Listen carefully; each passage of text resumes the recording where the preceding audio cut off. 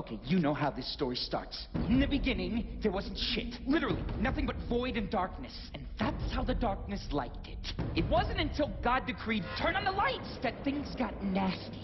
It started out small. A planet here, a sun there. You know, next thing you know, there were humans and cows and then stuff running all over the place. Needless to say, the darkness was pissed. From then till now, the darkness tore its way through the world, inhabiting one human host after another, each thinking that they were its master. But you can't own the darkness. The darkness owns you. Fast forward to one Jackie Estacado. You know his type. No family, no hope, no future. He ended up about what you'd expect, busting heads for the Franchetti crime family. Life as a whole was pretty dark for Jackie. Then came his 21st birthday, and things got a whole lot darker. And then you might think that inheriting superpowers would be pretty cool for Jackie, you know, being in the business of killing people and all. And if not for the demon living inside of him, you'd be right. See, the darkness didn't just make Jackie stronger, it made him a god. But only when the lights were out. Next thing you know, the mob turns on Jackie, marks him for death, just like that. It was the New York City mob versus Jackie. And the darkness. But as dark as things were for Jackie, there was a light in his life. And her name was Jenny. Now these kids, they went way back. I don't think anybody would disagree that they were meant for each other. If anything, that's the real tragedy in all this. See, the mob was still after Jackie. Now, they thought the quickest way to get him would be to take away, you know, his only reason for living. Killing Jenny was just about the dumbest thing the mob could have done. See, because without her, Jackie not only had nothing left to live for, he had nothing left to lose. As for the darkness, Jackie's kept it locked away for years, you know, but it doesn't matter how hard he tries. No one can hold back the night. If he can't control this thing inside him, pretty soon there won't be anything left. Jackie will be nothing but an empty shell. And that's just how the darkness likes it.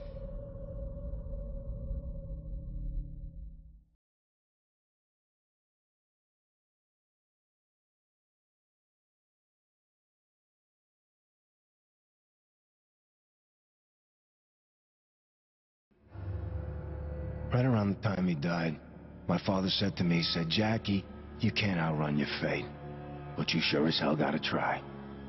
I didn't really know what he meant back then. See, there was something inside me. Something terrible. Waiting to get out.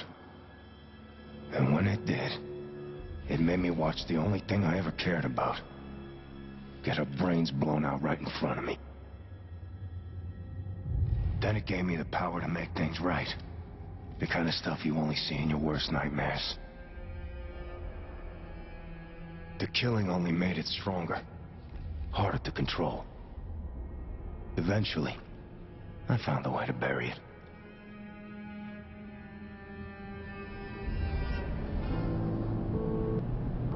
But ever since, it's been trying to get back out.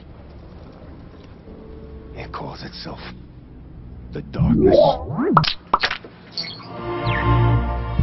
This episode of Destructoid is brought to you by Jack Threads. Coming up on Destructoid, we believe in a thing called love. Just listen to our review of The Darkness 2 right now on Destructoid.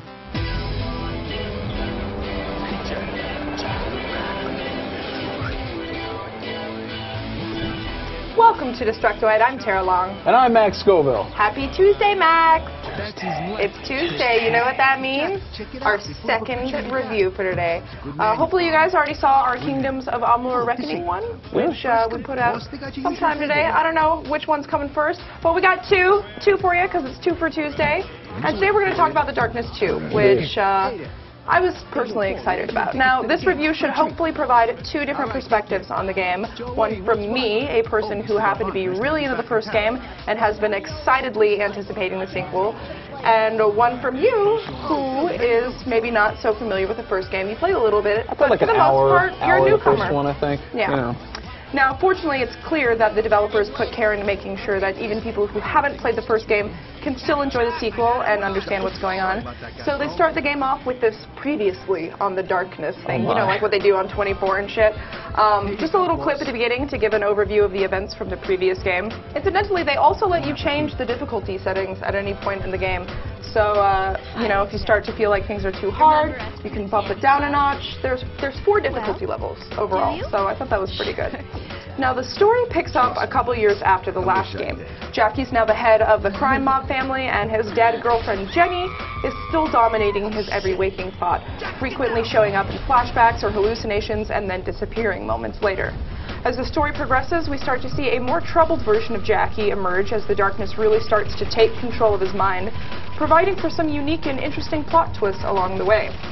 Now, much in the way that the original game succeeded in eliciting player emotion, The Darkness 2 features just as many, if not more, memorable scenes. One in particular that comes to mind for me is when you walk into the old diner that Jenny used to work at and you see her, and it's like you're immediately transported back in time. And you end up dancing together to the classic 1950s Flamingos song, Only Have Eyes for You, which is one of the greatest songs of all time. Only to snap out of it 5 minutes later and then realize you are completely and utterly alone and it's just the darkness that's fucking with your mind. And that, my friends, is what I love about this game.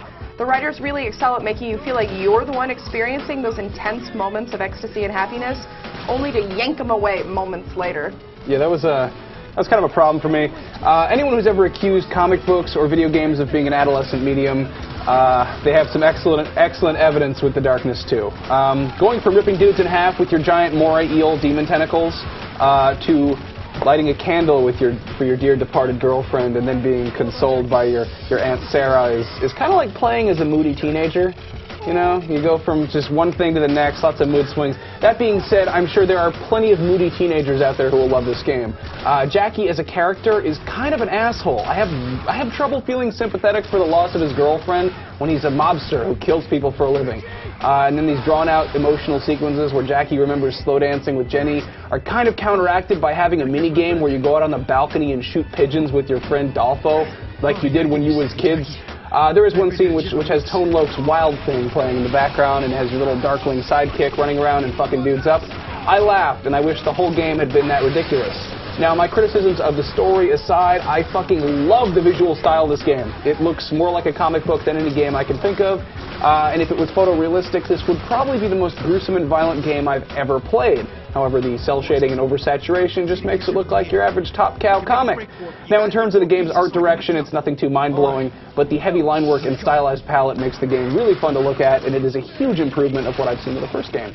Yeah, I really liked the cell shading, actually, and I'm glad that they took a less serious approach this time around, because the first one, you know, I just think it fits in more with the whole paranormal theme of the game. And about halfway through the game, you actually visit this rundown carnival in Astoria, where in between punching out lights and shooting bad guys, you participate in these mini carnival games, like you try to win Jenny a teddy bear. Again, total there's swings. even a haunted horror ride. I actually really liked it.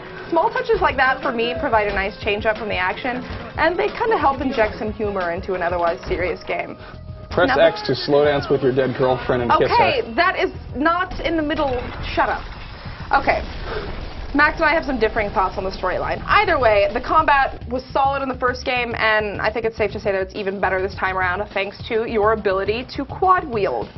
Unfortunately, once you experience that feeling of shooting a round of bullets into a guy's heart and then grabbing him with your tentacle arm and ripping him in half from limb to limb, well, going back to plain old first-person shooters is admittedly pretty difficult and boring after that.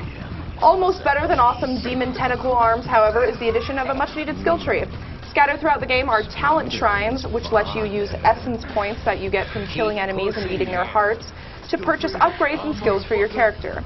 These range from relatively standard stuff like faster reload times for your guns, to some crazier things like the ability to suspend people in air and then slash down with your demon arms so they explode.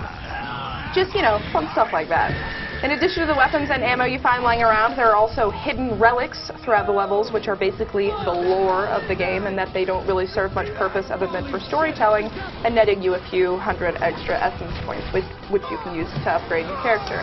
I was immediately pleased with the quad wielding. Yeah. I think that's one of the coolest awesome, mechanics I've seen in a game in a long time.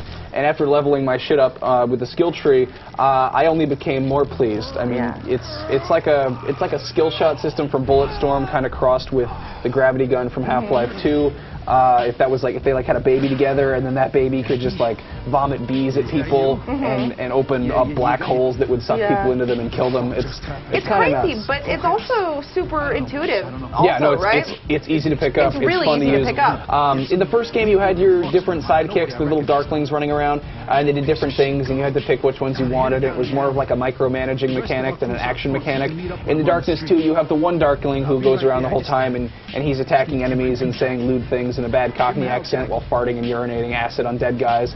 At a few points in the game, you take control of him and crawl through some vent shafts, but for the most part, he runs around doing his own thing. One perk is you can unlock that allows you to pick up the Darkling with your tentacles and just throw them at people, causing a big explosion, which is fun. Another element in the first game that's been abandoned is using your demon arms to crawl through holes and spy on people and stuff. I did that like once or twice in the first game, and I was like, this is silly. That's been scrapped altogether, and I'm totally okay with that. Yeah, I am really glad they got rid of that, and I'm also glad that they tightened up the Darkling mechanic. I like just having one to focus on as more of, a sidekick than your own personal army. He's wearing like a basketball jersey with the Union Jack on it and a dead cat on his head, so why not? Awesome. He's awesome. So one thing we haven't talked about yet are the Vendettas, which is basically the game's co-op campaign. But rather than playing as Jackie in some kind of competitive face-off, the multiplayer actually has its own standalone campaign comprising around 6 missions total, I think, where you play as one of 4 new characters, each with their own unique abilities. You can play online with up to 4 people, or you can actually breeze through the co-op yourself if you want. Either way, it's genuinely good fun and should not be skipped over. Now, we're going to have our final thoughts on the game when we come back. First, let's thank our sponsor, Jack Threads. Only suckers pay full price, so if you love alternative apparel brands like Kid Robot, Hurley, and Stussy, but hate wasting all your cash on them, listen up. You can score these premium brands at up to 80% off every day. There's a new invite-only shopping club just for guys called Jack Threads, serving up street, skate, and surfwear brands at prices that will melt your brain. There is a waitlist to join, but if you head to jackthreads.com/destruct, you get instant access to all the killer hookups. Go now, and you can get a sweet-ass members-only jacket, just like that one. I like that color on you, by the way. Thank you, Tara. See that? Buy stuff from Jack Threads and Tara Long will hit on you. That's right. Okay, so overall, I thought this game was a lot of fun. It is colorful, it is gory as hell, but it's all built around a mechanic that works really well. It might be a little bit short to warrant paying $60, but it is a very good time. And if you're looking for a, compelling story that challenges the stereotypes of video games being an adolescent medium that only caters to bloodthirsty teenagers, well, you might be disappointed. However, The Darkness 2 is definitely a well-made game. It has quite a few fuck yeah moments. Yeah. In addition to ripping off fucking people's heads and shit. Yeah, I hate my stepdad. That is fun, but I will say the story is where you and I differ. And I personally feel like this game goes beyond the scope of just adolescent carnage. But as a fan of the original game, I'm also emotionally vested in the storyline. So we're going to have different opinions here. Now, this game definitely had some clenching moments for me. I swear to God, I almost cried twice within the first 2 hours alone. But I am a woman, so either way. I'm just glad Digital Extremes didn't totally abandon that aspect in favor of pure action, which is a lot of what a lot of franchises do these days. I will say, however, that I wish the game was longer. That is definitely my main gripe. I finished the single-player campaign in around 6 hours, and it took about 2 hours to finish the co-op campaign. So while the story by itself may not be enough to make me want to go back and play the campaign again, now that I know all the twists and turns and stuff, obviously, it's not that surprising to me anymore. But the balls-out action and combat scenes are likely enough to keep me coming back for more, and I think the addition of a skill tree greatly increases its replay value. So those are my thoughts on the game. I had a lot of fun with it. It's about what I was expecting. I was kind of pleasantly surprised, though, by a lot of the new environments and things. And the quad wielding, of course, is fucking awesome. Yeah. I think they took it in a good direction, just based on what I know about the first one and what I did with the second one. It's definitely a step up. I said that in a preview earlier, last year, and I stand by it. It's a fun game. Conrad Zimmerman is going to be reviewing that for Destructoid.com. So if you want another opinion, go read his review. You and I played the co-op. I had to with him. leave because I had to go do laundry. Yeah, so spoiler alert, I think he enjoyed the game, but we'll have to wait for his full review to see. Again, that's Destructoid.com. You can also follow us and the show on Twitter at DtoidShow. Max and I are on there at Max Scoville and Tara Longest, where we hang out when we're not doing this show thing. So go follow us on Twitter and check out our other review that we did today for Kingdoms of Amalur Reckoning, which was another exciting game that we got to check out. It's been a busy week, but we've done a lot. Yep. Played a lot of games, Yep. and let us know what you guys think. If you plan on picking this up or if you're interested at all, let us know. And thanks for watching. Bye.